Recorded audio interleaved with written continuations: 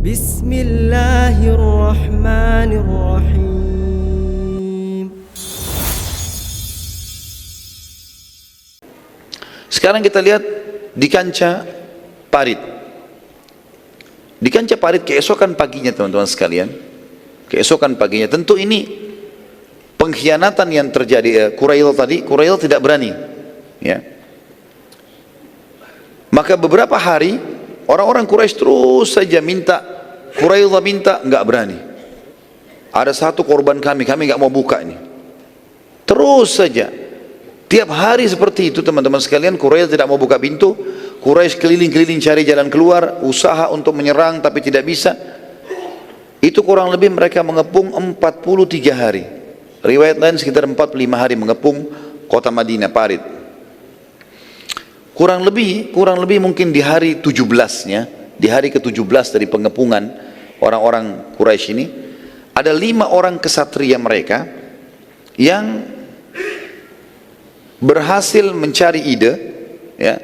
Mereka dengan cara diam-diam di waktu malam, mereka coba di waktu malam, sahabat mengintai. Ada di antara mereka yang coba menepuk-nepukkan kaki kudanya sehingga kaki kuda itu menjatuhkan tanah, terus begitu mundur, jatuhkan tanah. Jadi masuk ke dalam parit. Tujuannya adalah coba menutup parit, tapi mereka sempat dipanahin oleh para sahabat dan mereka berhenti akhirnya.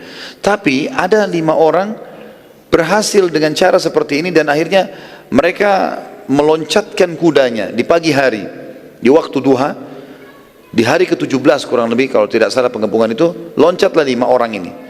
Yang pertama, dan ini 5 kesatria Quraisy, semua dari Quraisy, nggak ada dari suku lain. Yang pertama Amr bin Wud. Amr bin Wud ini termasuk kesatria terkuatnya Quraisy, ya. Umurnya sudah 80 tahun pada saat itu, tapi fisiknya sangat kekar, selalu kalau duel menang gitu, terkenal sekali. Dan dia termasuk orang kaya, dia memiliki kuda terbaik di Jazirah Arab. Dia juga memiliki baju perang dan pedang yang sangat bagus dan perisainya terkenal sangat mahal. Yang kedua Ikrimah bin Abi Jahal, kemudian Hubairah bin Abi Wahab, kemudian Zirar bin Khattab, dan yang terakhir Naufal bin Abdullah bin Muawiyah. Jadi Amr bin Wud, Ikrimah bin Abi Jahal, Hubairah bin Abi Wahab, kemudian Zirar bin Khattab, ya. Kemudian yang kelima Naufal bin Abdullah bin Muawiyah. Saya ulangi sekali lagi, 5 orang tokoh Quraisy. Dari 3 nanti berhasil lolos, 2 nanti akan mati terbunuh. Amr bin Wud, Ikrimah bin Abi Jahal, Hubairah bin Abi Wahab, kemudian Zirar bin Khattab, Naufal bin Abdullah bin Muawiyah. Teman-teman yang nulisnya karena ilmu, ya, bukan karena mau dapat hadiah buku. Hah? 5 orang ini teman-teman sekalian berhasil loncat 7 meter parit diloncati, berhasil. Dan begitu mereka loncat gitu kan, karena mereka tiba-tiba meloncat gitu.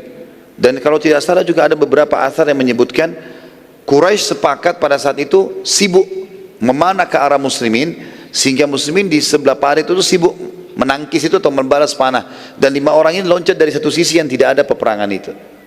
Loloslah mereka. Pada saat mereka lolos supaya mereka tidak diserang rame-rame, Amr bin Wud, orang yang terkuat mereka mengatakan, hai muslimin, tidak ada penyerangan. Kalau memang betul-betul jantan, kita duel. Seperti itulah. Dan Nabi SAW ada di situ. Ada kemah, muslimin ada di sebelah parit. Maka dia teriak, siapa yang melawanku? Kata Amr bin Wud, gitu kan. Pada saat itu Amr bin Wud kebetulan menutup semua dari kepalanya sampai ke kakinya, semuanya besi. Semuanya besi, cuma matanya saja yang kelihatan. Maka ada seorang dari sahabat, dari Ansar teriak, siapa kamu ini? Ditanya, gitu kan? Maka dia mengatakan, saya Amr bin Wud, kesatria Mekah. Waktu mendengar Amr bin Wud, para sahabat tahu siapa Amr bin Wud ini. Kalau duel selalu menang, keterampilan pedangnya bagus, hebat. Rupanya tidak ada sahabat yang maju. Begitu kisahnya. Bukan berarti mereka pengecut, karena waktu itu mereka menunggu titah Nabi SAW. Nabi ada di situ. Salah satu hal yang dijaga sekali oleh para sahabat, mereka tidak akan berani melangkah kalau Nabi nggak perintahin. Nabi perintahin, mereka tidak akan bantah. Jadi bukan karena pengecut. Amr bin Wud tidak ada yang lawan pada saat itu. Pada saat dia mengatakan Amr bin Wud, memang namanya juga dikenal orang ini. Maka semua sahabat diam, tidak ada yang nyaut. Tunggu Nabi SAW instruksikan. Satu-satunya sahabat yang bicara Ali bin Abi Thalib radhiyallahu anhu. Ali mengatakan di sebelah Nabi, ya Rasulullah, izinkan saya melawannya. Ali bin Abi Thalib waktu itu umurnya 25 tahun, masih muda sekali dibandingkan Amr bin Wud yang 80 tahun. Tapi 80 tahun kesatria ini teman-teman sekalian, kuat sekali. Nanti kita lihat bagaimana dia duel dengan Ali bin Abi Thalib, saking kuatnya dia bisa memecahkan perisainya Ali, gitu kan. Yang jelas Amr bin Wud, ya, Nabi SAW mengatakan, duduklah hai Ali, duduk, tunggu dulu. Ditantang lagi sama Amr bin Wud. Amr bin Wud hanya mengatakan, siapa yang menantang saya? Keluarlah hai muslimin, jangan keroyokan. Ali bin Abi Thalib bilang, ya Rasulullah, izinkan saya melawannya. Kata Nabi SAW, tunggu hai Ali, duduklah dulu. Amr bin Wud akhirnya mengucapkan kalimat, Allahu alam, yang saya tahu Rasulullah SAW kemungkinan menunggu kalimat-kalimat seperti ini. Seperti tadi saya bilang teman-teman sekalian, kalau sudah ada makar-makar musuh yang besar, itu membuka pintu kemenangan bagi muslimin. Itu perlu digarisbawahi tadi pelajaran yang saya bilang. Amr bin Wud akhirnya karena marah dia mengucapkan kalimat begini, katanya kalian dijanjikan kalau mati masuk surga, dan membunuh orang kafir berarti tidak akan bersatu bersama mereka di neraka. Kan memang ada hadis Nabi begitu ya, siapapun yang membunuh seorang kafir di kancah peperangan, dia tidak akan bersatu dengan si kafir itu di neraka. Maksudnya dijamin bagi si muslim masuk surga, karena si kafir akan masuk neraka. Kalian juga kalau mati syahid kalian akan masuk surga, mendapatkan bidadari sekian dan sekian. Saya sudah menantang kalian. Kata Nabi SAW, sekarang hai Ali, silakan keluar. Lalu Nabi SAW doakan. Pada saat itu Ali pun keluar. Ali bin Abi Thalib karena masih muda dan juga pakai topi besi, tapi daerah wajah Ali kelihatan radhiyallahu anhu. Amr bin Wud tidak kenal dia, karena dianggap ini anak yang kemarin baru lahir gitu, bagi dia. Dia tanya, siapa kamu? Kata Amr bin Wud. Dia juga mau maksudnya ditantang dengan orang yang sepadan gitu. Kata Ali, Ali. Kata dia, Ali bin Muawiyah. Ali bin Muawiyah senior juga, sudah masuk Islam, orang Mekah, terkenal juga mahir pakai main pedang gitu. Tapi Nabi tidak suruh gitu kan. Dia bilang bukan, Ali bin Abi Thalib. Abu Thalib kalau masih hidup seumur sama Amr bin Wud. Langsung kata Amr bin Wud, pulanglah hai ponakanku. Kau bukan tantangan saya, lawan saya. Kau bukan lawan saya. Kata Ali, hai Amr bin Wud, saya mendengar, engkau tidak ditawarkan dua hal kecuali kau pilih salah satunya. Karena kalau kau nolak berarti kau malu, gitu kan? Dia bilang benar. Apa itu? Kata Ali, saya tawarkan kamu dua hal. Kata Amr bin Wud, apa itu? Dia bilang yang pertama, saya mengajakmu mengucapkan asyhadu an la ilaha illallah wa anna Muhammad Rasulullah, syahadat. Dan ini tradisi kesatria muslim, sebelum duel kalaupun mau duel tawarkan syahadat Islam. Kata Amr bin Wud, kalau itu saya tidak punya hajat, saya datang jauh-jauh dari Mekah justru untuk memerangi Muhammad. Kata Amr bin Wud, lalu apa yang kedua? Kata Ali, duel ya. Amr bin Wud waktu dengar kalimat duel gitu kan, maka dia turun dari kudanya, saking marahnya kudanya ditebas sama dia. Riwayat begitu, ditebas. Tiba-tiba kudanya mati, ditebas sama dia. Kuda ini kuda terbaik, ditebas sama dia. Kenapa? Sebagian ahli sejarah mengatakan karena waktu itu Ali bin Abi Thalib jalan kaki, nggak pakai kuda.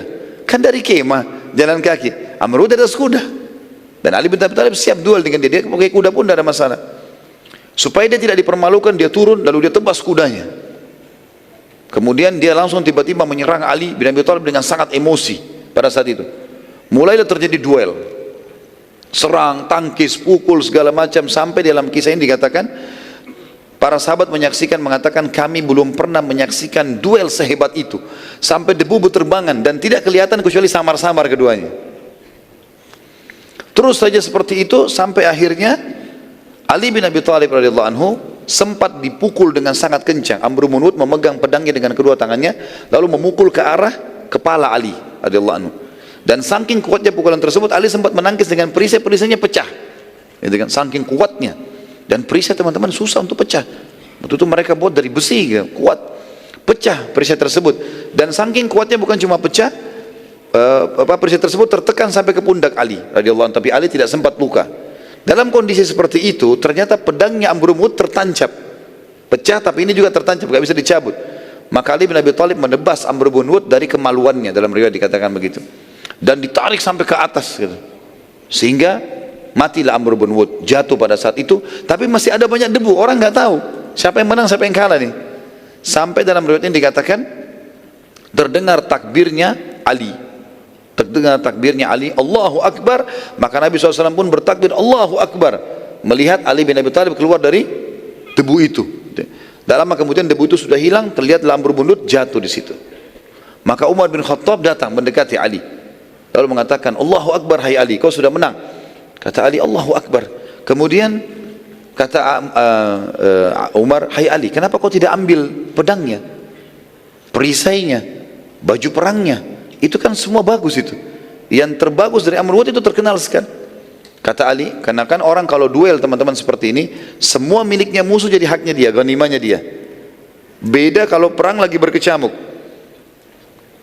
Kalau pasukan musuh sama kafir lagi, pasukan muslim sama kafir lagi saling serang, terus pasukan kafir kalah, semua yang ditinggalkan oleh pasukan musuh itu jadi ghanimah, tapi tidak boleh diambil secara individu. Harus dikumpulin, nanti panglima perang yang bagi rata. Kalau ada orang yang ngambil duluan, itu namanya berkhianat, dan itu dosa besar. Mengambil ghanimah kalau perang sudah berkecamuk gak boleh sebelum dibagi. Kalau sudah dibagi nanti oleh panglima baru bisa. Tapi kalau duel seperti ini dia punya hak. Kata Ali, saya tidak mau mengambilnya. Karena tadi waktu saya sedang menebasnya, saya melihat sendiri auratnya terbuka. Dan saya benci dengan dia, dan saya benci juga dengan hartanya. Saya tidak ingin semuanya. Melihat Amr bin Wud dikalahkan oleh Ali bin Abi Thalib, teman-teman sekalian, yang mereka anggap orang ini paling hebat sekali dalam berperang, dan keempat orang tadi, orang Quraisy, termasuk Ikrimah bin Abi Jahal. Ikrimah bin Abi Jahal seumur dengan Ali bin Abi Thalib, dan mereka, dia tahu Amr bin Wud ini seperti gurunya dalam keterampilan bela diri lah.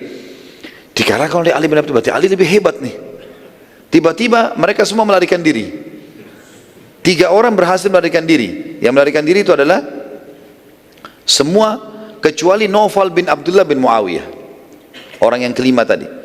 Naufal ini paling terakhir.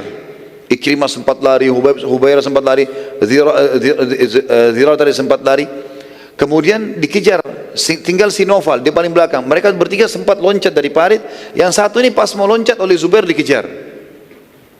Zubair bin Awam mengejar dengan sangat cepat, dan saking cepatnya dia langsung mengayunkan pedang dari jauh kan gitu ke arah orang ini, sampai akhirnya Naufal ini terbelah 2. Dari belakang ditebas di pundak sebelah kirinya, terbelah 2 gitu.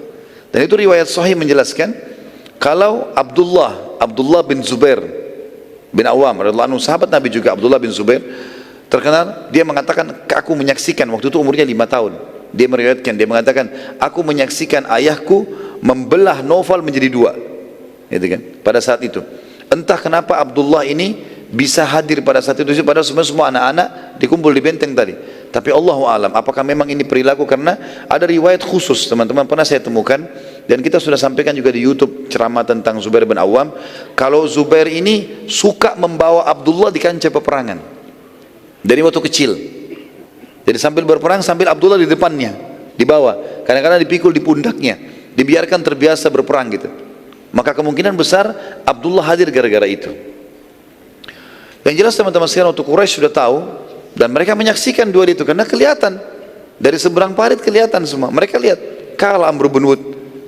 Maka Abu Sufyan meminta agar jenazah 2 orang kafir ini, jenazahnya Amr bin Wud dan Naufal bin Abdullah bin Muawiyah, diserahkan kepada mereka, dengan gantinya diganti dengan 10.000 perak.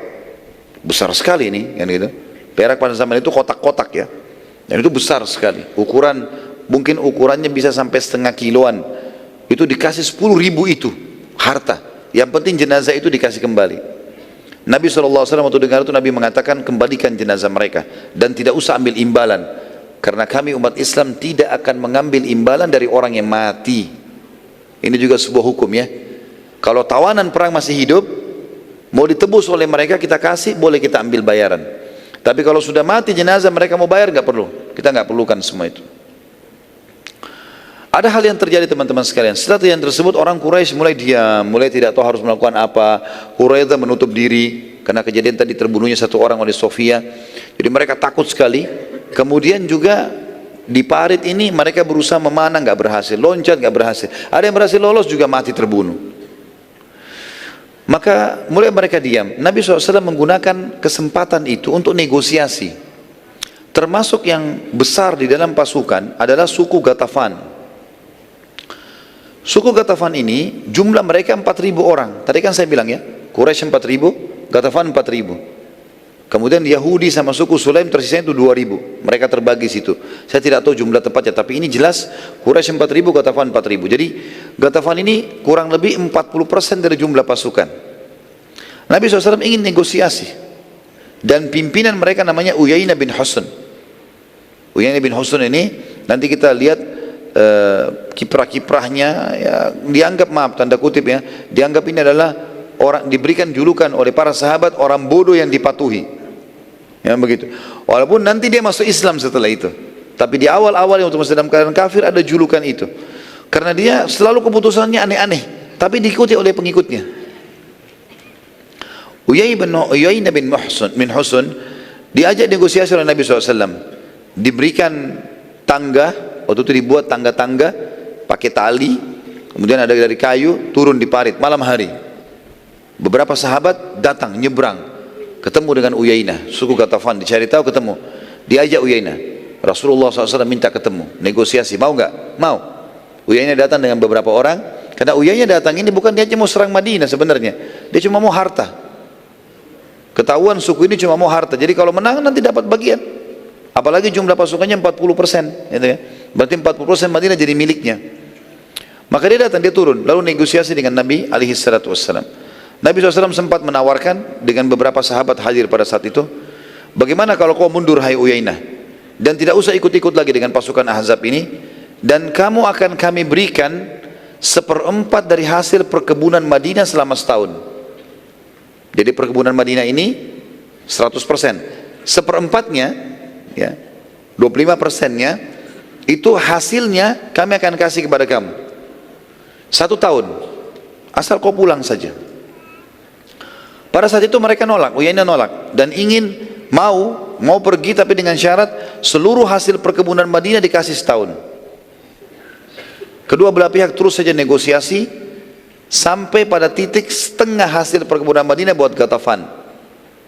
Jadi 100% nggak jadi, 1/4 nggak jadi, setengahnya terjadi negosiasi.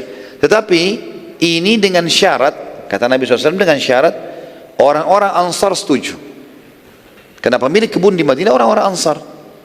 Ini bukan keputusan saya, ini negosiasi, kata Nabi SAW kepada Uyainah. Kita dengarkan sekarang pimpinan-pimpinan orang-orang Ansar. Waktu itu kebetulan ada Sa'ad ibn Ubadah dan Sa'ad ibn Mu'ad radhiyallahu anhuma, yang tadi diutus oleh Nabi untuk mendatangi benteng Quraidah. Ya. Masih hidup nggak ini? Masih.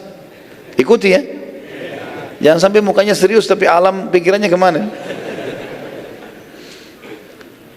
Akhirnya Nabi SAW mengatakan kepada kedua orang yang mulia ini, Sa'ad ibn Ubadah dan Sa'ad ibn Mu'ad, bagaimana pendapat kalian? Tadi kita sepakat seperti ini. Setuju nggak? Setengah hasil Madinah setahun kasih suku Ghatafan. Maka Sa'ad ibn Ubadah radhiyallahu anhu sempat bertanya begini, ya Rasulullah, apakah ini wahyu? Wahyu dari Allah ini yang menyuruh anda mengambil keputusan seperti ini, atau hanya strategi perang saja? Maka Nabi SAW mengatakan bukan wahyu, tapi ini hanya strategi perang. Maka termasuk dalam strategi perang, kita juga pernah pelajari di perang Badar waktu itu, kalau masih ingat teman-teman sekalian, sempat Nabi SAW taruh pasukan di tengah-tengah lembah. Lalu beberapa sahabat mengatakan, ya Rasulullah, ini wahyu atau strategi perang? Kata Nabi SAW, strategi perang. Kata para sahabat, ya Rasulullah, setahu kami ini tidak tepat, karena ini musuh akan bisa menyerang kita. Ya, tapi kalau anda mau, kita mundur ke belakang, supaya di belakang kita ada tameng, ada kebun-kebun kurma, dan dekat dengan sumur. Kata Nabi SAW, baiklah, dipenuhi waktu itu. Termasuk masalah ini, dan sahabat punya adab, tata krama. Mereka bertanya. Saat berkata lagi pada saat itu, apakah jiwa anda ya Rasulullah ridho dengan ini? Anda mau ini kami kasih setengah hasil kebun kami setahun untuk Ghatafan? Anda sendiri mau? Kami sudah tahu ini bukan wahyu, tapi anda pribadi mau enggak? Kata Nabi SAW, tentu tidak. Tapi keadaan sekarang, kalau 4.000 orang ini pulang, ini tentu bukan di depan Uyainah, Uyainah tidak ada. Ini Nabi SAW negosiasi dengan Sa'ad sama ini. Kemudian kata Nabi SAW, tentu tidak. Maka Sa'ad berkata, wahai Rasulullah, saya ingin bertemu dengan Uyainah. Bertemu. Sa'ad ibn Ubadah, Sa'ad ibn Mu'ad, Nabi SAW dan beberapa sahabat saksikan, beberapa suku Ghatafan saksikan. Tadi sudah sampai pada titik setengah kesepakatan. Kata dia, diulangi lagi, ya Rasulullah. Kata Nabi SAW, hai Uyainah, dengarkan keputusannya orang-orang Ansar. Kata Sa'ad ibn Ubadah dan Sa'ad ibn Mu'ad, ya Rasulullah, bila wahyu maka kami akan patuh. Kalau ini wahyu dari langit, kami akan patuh. Bila keinginan anda pribadi, kami juga akan memberikan buat anda, terserah anda. Tetapi bila karena hanya strategi perang, maka demi Allah ya Rasulullah, suku Ghatafan ini ditunjuk oleh Sa'ad bin Mu'ad dan Sa'ad bin Ubadah, tidak pernah sebelum kami masuk Islam pun mengambil sebutir kurma dari Madinah kecuali beli atau diberi. Gak pernah kami bayar-bayar kepada mereka upeti, gak pernah. Mereka kalau masuk Madinah, satu butir kurma pun mereka harus beli atau kami yang memberikan. Mereka tidak pernah kita kasih begitu saja karena takut gitu. Bagaimana bisa setelah kami dimuliakan oleh Allah dengan Islam, lalu kami memberikan hanya karena perang? Demi Allah, mereka hanya akan mendapatkan pedang-pedang kami. Nah, ini keputusan yang luar biasa, gitu kan? Nabi SAW waktu dengar itu, Nabi hadap ke Uyainah. Kata beliau, kalau demikian seperti yang kalian sudah dengar, hai Uyainah, nggak jadi kesepakatan. Orang-orang pemiliknya nggak mau. Akhirnya Ghatafan pun pulang kembali, bergabung lagi dengan orang-orang Quraisy atau pasukan Ahzab. Suku Ghatafan waktu itu sempat terkejut mendengar keberanian Sa'ad, dan mereka juga saat itu yakin sekali, yakin setelah sekian puluh hari ya, mengepung Ahzab, dengan pasukan Ahzab mengepung Madinah tidak bisa tembus, dan mereka tahu siapa Sa'ad bin Ubadah, siapa Sa'ad bin Mu'ad, dan bagaimana suku Aus dan Khazraj dalam peperangan. Mereka tahu, maka mereka pun terkejut dengan keputusan dan tahu kalau ini serius, nggak bakal dikasih gitu. Pasukan musuh terus saja berusaha melemparkan anak-anak panah mereka ke arah kaum muslimin, tapi juga tidak berhasil pada saat itu. Sama sekali tidak ada keberhasilan sebagaimana hari-hari sebelumnya ya. Tiba suatu hari ketika Sa'ad bin Mu'ad radhiyallahu anhu, salah satu pimpinan Ansar tadi, selepas balik dari rumahnya mengganti bajunya, ia sempat mengenakan baju besi tapi di bagian dadanya terdapat tempat yang terbuka. Jadi Sa'ad bin Mu'ad ini rupanya setelah beberapa hari diparit, dia izin dengan Nabi SAW, ya Rasulullah, saya mau pulang ke rumah, gerah, mau mandi segala macam, mau ganti baju. Nabi SAW, silakan, pulanglah Sa'ad bin Mu'ad radhiyallahu anhu. Waktu dia pulang ke rumahnya, rupanya dia ganti semua bajunya, dia ganti juga baju perangnya. Baju besinya di bagian dadanya ada yang terbuka, ya, tidak ada besi di situ. Pada saat dia mau balik ke parit, sempat dilihat oleh Ummul Mukminin Aisyah radhiyallahu anha. Dalam riwayat sahih dikatakan, maka Aisyah berkata, aku khawatir baju tersebut bagian dadanya akan membahayakannya. Karena saat lewat di depan rumah Nabi SAW menuju ke parit, Aisyah sempat melihat sepintas, lalu terlihat baju perang itu. Terlihat karena orang baju perang besinya dari lehernya sampai ke terturun sampai ke perutnya, gitu kan. Maka Aisyah mengatakan, saya khawatir ini malah bisa membahayakan Sa'ad. Subhanallah, ketika Sa'ad sudah masuk lokasi parit, tiba-tiba ia terkena di sekitar dada itu sebuah anak panah yang membuatnya akhirnya terjatuh dan berdarah. Lalu para sahabat segera membawanya ke Nabi alaihi salatu wassalam. Nabi SAW lalu mencabut anak panah tersebut dan darah keluar dengan deras dari arahnya. Lalu Nabi SAW memanaskan besi yang kalau dalam istilah agama, di istilah bahasa Arab namanya kai, pengobatan kai, besi panas kemudian diletakkan di tubuh yang sakit gitu ya, dan kemudian menempelkan pada luka Sa'ad, dan darah pun akhirnya berhenti pada saat itu. Nabi SAW tentu dalam riwayat membolehkan pengobatan kai, tapi dijadikan pengobatan yang terakhir, nggak boleh pengobatan yang pertama. Itu ada bahasan sendiri tentang pengobatan nabawiyah. Beberapa saat dari kejadian tersebut, tiba-tiba lukanya Sa'ad ibn Mu'ad radhiyallahu anhu kembali berdarah ya. Dan Nabi SAW melakukan lagi hal yang sama, dikai lagi, berhenti lagi ya. Beberapa kali Nabi SAW melakukan itu, namun hal itu terus saja terulang sampai yang ketiga kalinya, sehingga Nabi SAW memerintahkan agar Sa'ad radhiyallahu anhu dirawat di Masjid Nabawi, di masjid beliau. Bawa pulang Sa'ad tapi jangan ke rumahnya. Buatkan kemah di dalam masjid, biarkan Mu'ad di situ. Diletakkan beberapa sahabat menampingi Sa'ad bin Mu'ad. Dan pada saat beliau dirawat, ada satu wanita yang diperintahkan oleh Nabi SAW, memang ini wanita perawat ya. Setiap peperangan Nabi SAW kebanyakan wanita ini ikut, namanya Nufailah radhiyallahu anha, dan dia sering disebut dalam buku-buku sejarah sebagai perawat pertama dalam Islam. Nufailah ini bertugas, selain laki-laki mendampingi, dia juga datang ke masjid untuk mengobati lukanya Sa'ad radhiyallahu anhu. Dan ini juga pelajaran teman-teman sekalian, dalam pengobatan tidak ada masalah ini. Ya, kalau misalnya ada laki-laki luka, kemudian ada perawat perempuan yang harus membersihkan luka itu, ya, tentu di sini tidak ada khalwat, tidak ada berdua-duaan. Ya, tetap saja walaupun pengobatan ini perlu ada di tempat yang mungkin di rumah sakit ada orang lain dan seterusnya. Begitu juga dokter laki-laki boleh menangani pasien perempuan. Ya. Itu sudah terjadi di peperangan-peperangan Nabi alaihissalam. Suatu hari teman-teman sekalian, pasukan musuh sepakat menyerang dengan cara apapun. Sudah hari ke-40, waktu itu sudah jenuh pasukan musuh, maka Abu Sufyan mengatakan kita harus serang. Nggak bisa lagi kita diam. Dengan cara apapun. Maka mereka lalu menyerang dengan secara massal dari seluruh penjuru parit. Tanpa henti, anak panah dilemparkan. Mereka lakukan adalah lempar anak panah dari belakang pasukan. Sekian ribu orang pemanah melempar ke arah muslimin. Sekian ribu. Dan anak panah teman-teman kalau lagi dilempar, cara perang itu harus kita nangkis dulu. Nggak bisa anak panah kemudian tiba-tiba kita juga memanah, akan kena. Maka harus nangkis. Dan cara menangkisnya yang paling aman adalah orang-orang duduk sambil pegang perisai, sehingga anak panah itu tidak kena. Kalau berdiri bisa kena kakinya, bisa kena pahanya. Maka mereka harus duduk, mereka sambil pegang perisai. Perisainya itu bisa melindungi dari anak panah.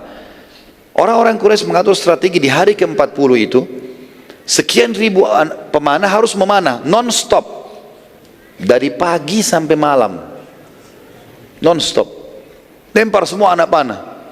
Ada orang yang produksi anak panah, beberapa orang disuruh produksi sekian 1000 orang buat anak-anak panah, sekian ribu orang memanah terus. Sisi yang lain, di depan para pemanah ini melempar panah kalau jarak jauh dibuat kayak mencikung begitu ya, jadi bukan dipanah lurus tapi dibuat mencekung. Dan ini memang ada keterampilan khusus. Di depan mereka, di depan para pemanah ini, itu ada pasukan kuda, sekian ribu juga jumlahnya. Apa yang mereka buat? Mereka sengaja menyentak-nyentakkan kaki kuda mereka supaya tanah jatuh ke parit. Seperti itulah. Tapi mereka berhasil pada saat itu melakukannya karena muslimin lagi sibuk nangkis panah-panah ini. Panahnya non-stop. Seperti itulah strateginya pada saat itu. Saya tulis di sini, saya bilang suatu hari pasukan musuh sepakat menyerang dengan cara apapun. Maka mereka lalu menyerang secara massal dari seluruh penjuru tanpa henti. Baik dengan serangan kuda yang berusaha melewati parit, juga menyentak-nyentakkan kaki kudanya sehingga parit terpenuhi dengan tanah kembali. Dan juga dengan anak-anak panah yang tidak berhenti-henti terserang ke arah muslimin. Serangan ini dimulai dari selepas sholat duhur sampai maghrib. Mulai dari duhur, siang, sampai maghrib dan matahari terbenam. Pada saat pasukan musuh berhenti menyerang, Umar bin Khattab mendatangi Nabi SAW sambil mengatakan, demi Allah wahai utusan Allah, sungguh mereka para musuh telah menyibukkan kita, sampai-sampai saya tidak mengerjakan sholat asar kecuali sekarang sebelum maghrib ini. Baru saya selesaikan. Jadi luar biasa, bayangkan tersibukkannya sampai tidak sempat sholat berjamaah mereka. Karena musuh lagi menyerang terus. Asar dikerjakan oleh Umar bin Khattab pas menjelang maghrib. Dan waktu sudah maghrib, sudah gelap, pasukan musuh berhenti gitu. Nabi SAW mengatakan, kalau aku wahai Umar, bahkan belum mengerjakan sholat asar. Nabi SAW sendiri belum sholat waktu itu. Karena berada di depan parit, dan tidak bisa, bergerak sedikit kena panah. Panah non-stop gitu. Ya. Maka Nabi SAW pun menyatakan pada para sahabat, siapa yang belum sholat asar? Ternyata cukup banyak yang belum sholat. Maka Nabi SAW mengimami mereka sholat asar sebelum mengerjakan sholat maghrib. Lalu setelah sholat asar, Nabi SAW sholat asar dulu, kemudian baru sholat maghrib. Dan kejadian ini teman-teman diambil juga sebuah hukum syar'i. Bila seseorang terhalangi sholat sampai akhir waktu dengan udzur syar'i, maka ia boleh saja tetap mengerjakannya dengan berurut, dari yang tertinggal dahulu barulah yang telah masuk waktunya.